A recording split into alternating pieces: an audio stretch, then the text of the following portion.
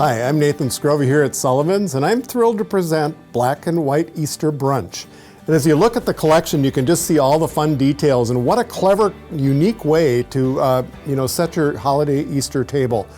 It really celebrates all different kinds of unique patterns in black and white. It's applied to birds and bunnies and other pottery pieces, and actually some tabletop items. So it's like plates and mugs and other tabletop accessories. Unique pieces like the fabric garlands here with the little pom-poms.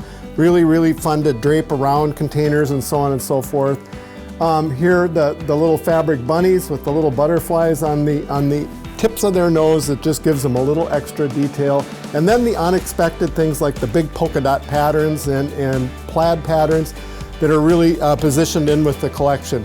You think about this one, and a lot of new modern homes have those wonderful black and white details. This is a perfect setting for that holiday Easter table.